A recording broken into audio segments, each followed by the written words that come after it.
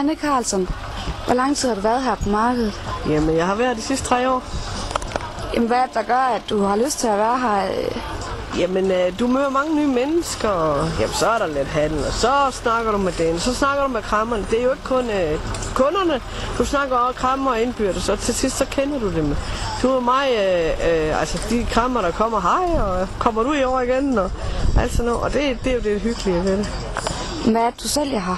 Jamen, jeg sælger alt fra nisser til gamle ting og tasker og alt. Toppervarer. Jeg har mange ting.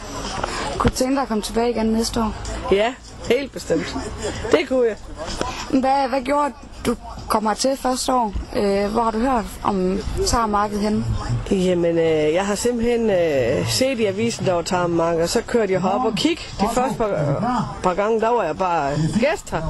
Og så tænkte jeg, det kunne jeg godt tænke mig at prøve. Så ringede jeg bare til Otto og fik en stand. Så. Tak skal du have. Du må have en god dag. Tak i lige måde. Jeg står her sammen med Otto Poulsen, der er markedschef. Hvor lang tid har du været det, Otto?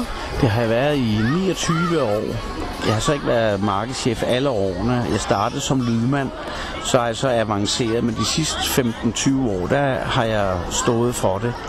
Så begyndte man at kalde mig markedschef lige pludselig. Hvordan kan det være, at du interesserer dig sådan for markeder? Jeg ved det ikke rigtigt, men det startede med, at jeg var lydmand her på Tarmmarkedet, og der var højtalere hver gang. Så har det udviklet sig. Så kunne jeg godt mærke, at det er jo et helt specielt liv med de krammer. Og så blev jeg betaget af det, og så fortsatte det.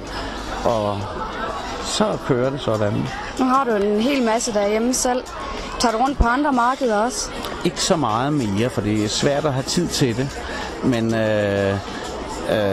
en gang imellem, så man er jo en gammel cirkushest, så skal vi altså afsted.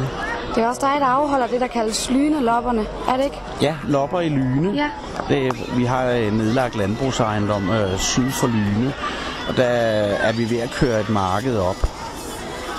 Der så er noget helt andet i weekenden. Det er meget sjovt at prøve kræfter med, fordi det er noget helt andet end marked i Tarm. Og jeg har fået henvendelser mange steder fra, om jeg vil lave marked, men jeg har begrænset mig. Var det din idé, at de alle sammen skulle danne Skanderborg-style her i dag? Ja, det var det faktisk. Og da jeg forelagde det for Handelsforeningen, som står bag markedet i Tarm, der sagde de bare, ja, gør det, hvis du synes, det er sjovt. De anede ikke, hvad det var, de sagde ja til. Hvordan kom du i tanke om, at vi skulle prøve det af? Det er de lange vinteraftener, hvor det gik galt for mig. Jeg sad og kiggede på YouTube, og så jeg, at man rundt omkring laver irstans og ting og sager. Og at man har lavet det på banegårde i lufthavnen, så tænkte jeg at lave det på Engvej i Tarm med skoleelever. Foregik det så, som du havde planlagt? Nøjagtigt. Jeg stod op klokken 3 i nat, for jeg kunne ikke sove længere. Jeg var rystende nervøs. Jeg synes, jeg havde tjekket på alle forskellige ting omkring afspærring og logistik og det hele. Men jeg tænkte, der var noget, der skal altid være et eller andet, der svigter. Det har der så bare ikke været. Det er simpelthen kørt som fod i huse, og de 3 skoler og skolelærerne har simpelthen været guld værd.